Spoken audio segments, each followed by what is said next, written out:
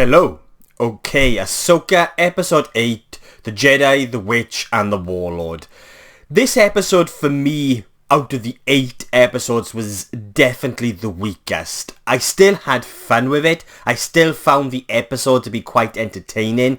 And there was a lot that I liked within it. But there was also a lot that I didn't like and that I didn't think worked. And the pacing throughout this episode really just didn't feel right. Like, almost as if we were missing moments when it comes to certain characters and their journeys. You know, when it comes to moments where a character might go from A to B. I just feel like we were just missing a lot of moments within this episode, and I could feel it. And that sort of played into my overall feeling about this entire episode, and that it just really lacked any sense of threat and urgency. We know what the characters have got to do, but it really failed to take me along with these characters on that rush, on that mission. The urgency is for these characters to stop Thrawn. Thrawn is supposed to be the threat that these characters have got to stop.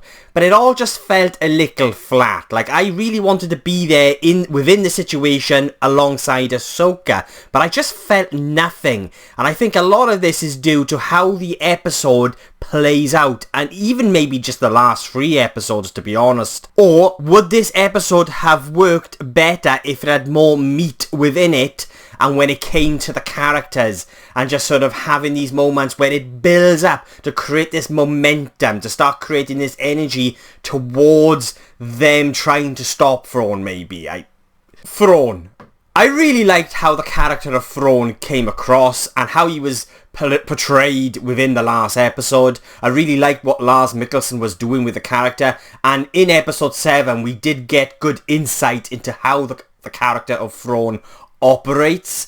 Within this episode, he felt less like Thrawn. We just see his character get more nervous and frustrated as Ahsoka, Ezra, Sabine all manage to get closer and closer to Thrawn as he attempts to escape the planet. I felt personally they could have done this entire moment, this entire build-up to this moment of Thrawn escaping differently, as I felt what they did do took away from the threat and made Thrawn appear maybe not all as clever or smart as we think, or he even thinks he is. And I really don't think this was intentional, and I just think this is down to the way the episode was directed and written. Thrawn in this episode came across as a less formidable villain, and it sort of really went against what I witnessed within the last couple of episodes with Thrawn, especially the last episode, in which I really dug how Lars Mikkelsen brought the character to life, and that we just got real, good insight into the tactical brilliance of Thrawn. And I just felt like this episode kind of diminished all of that. What I would like to have seen more of, and have just experienced as a viewer, was the character of Thrawn being the character of Thrawn when it comes to him planning and plotting and just being sort of that kind of that brilliant tactician that the character is.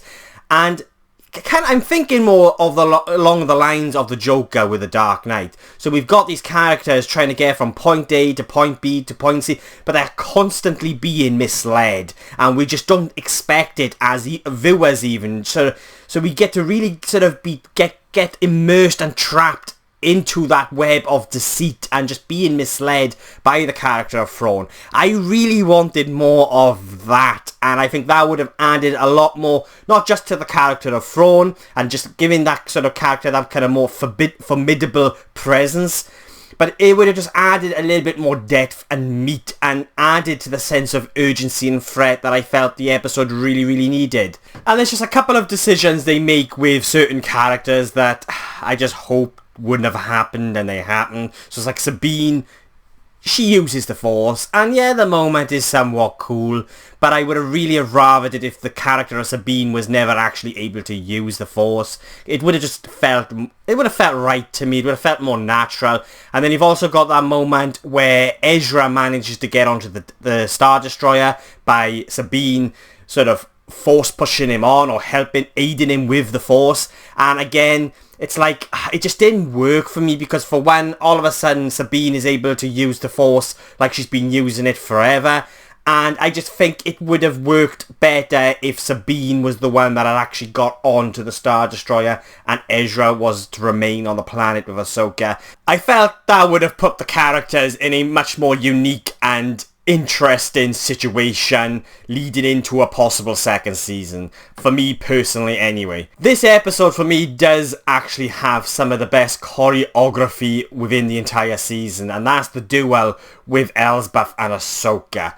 Like, it was fantastic. It was fast, it had energy behind it, it felt natural, and just there was a very distinct contrast between the two different styles and two different characters. Like, you've got this witch and you've got the Jedi, and you could just really see that come to life through the fighting style. That is something that's been quite inconsistent throughout this entire season, and that is the way in which the action and the lightsaber duels were shot and how they were brought to life.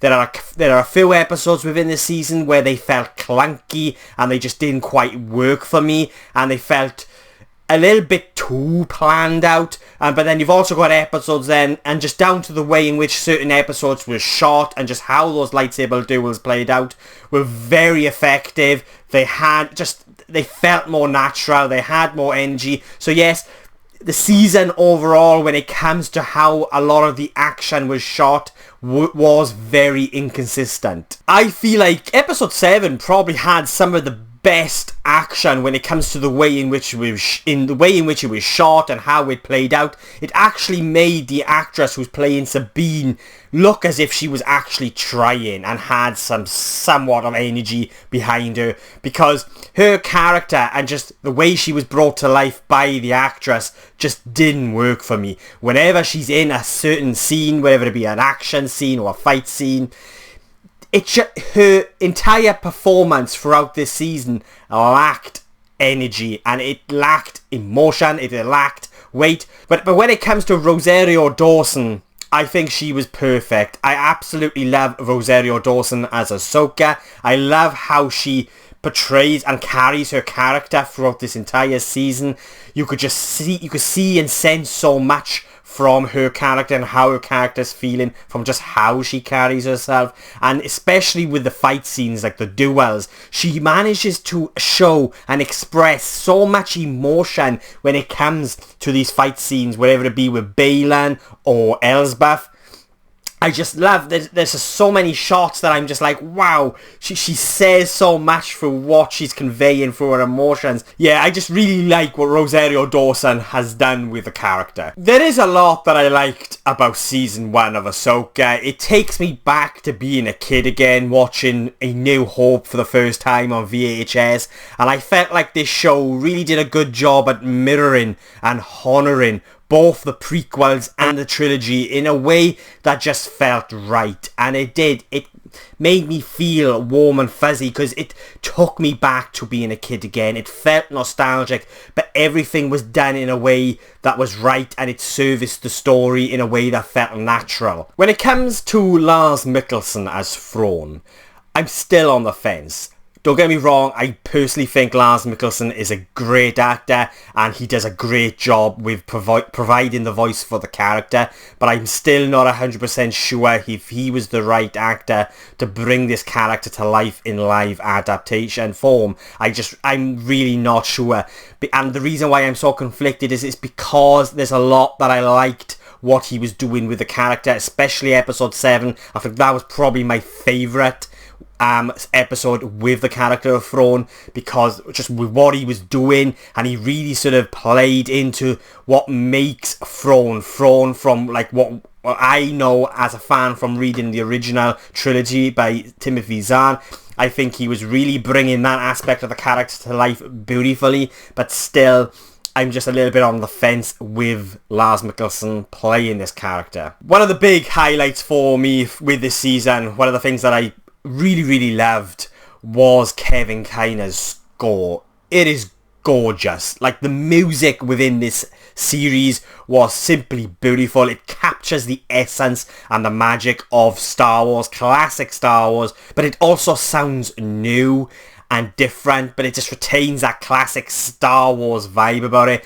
the score in this series is simply beautiful. And before the final couple of episodes, this series, season 1 of Ahsoka, would have been a solid 8 for me.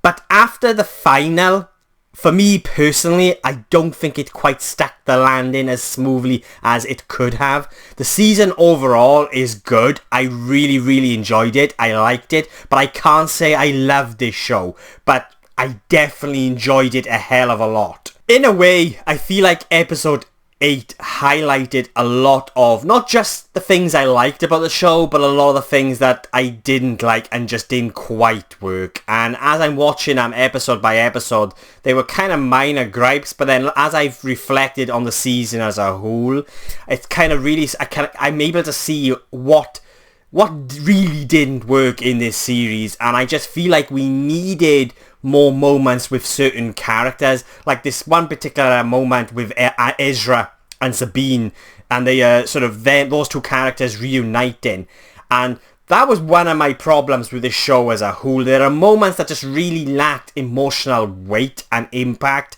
and that seemed to be a kind of a running sort of theme throughout the series, and I just feel like episode 8 really highlighted that because it lacked that sense of threat and energy that I felt like that final episode needed. And then it also made me think, well, the length of the episodes, even though in my episode reviews I mentioned that the length kind of works for what they're saying in that particular episode with moving the story along, I still stand by that. But at the same time, I feel like perhaps these final couple of episodes would have had a hell of a lot more impact maybe if those episodes were longer and did have a lot more meat to them and a lot more character maybe. So yeah, I had a few issues with the series, but it wasn't enough to really dampen my excitement that I was having for this show, my experience. I enjoyed every moment of it. Yes, I had minor gripes with certain aspects, and I think if they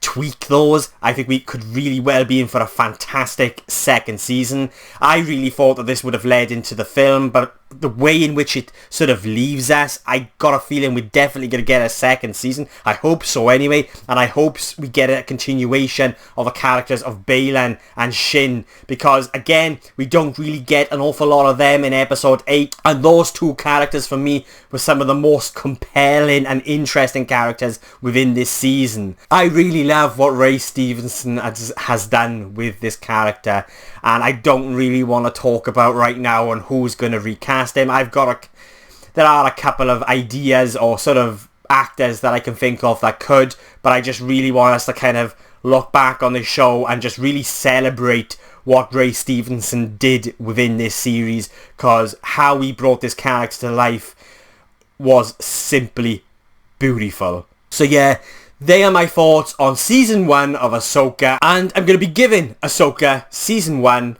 a 7.5 out of 10.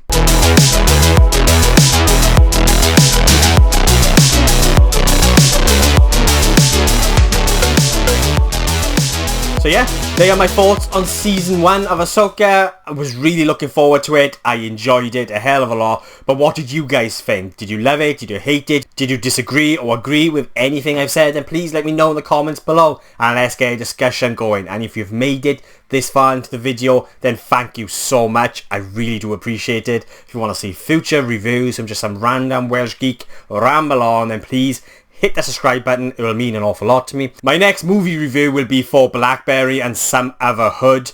And also when it comes to TV reviews, I'm not always gonna do reviews episode by episode. I have just started watching Gen V and Loki, and so I'm going to be bringing my reviews of them once the series is complete.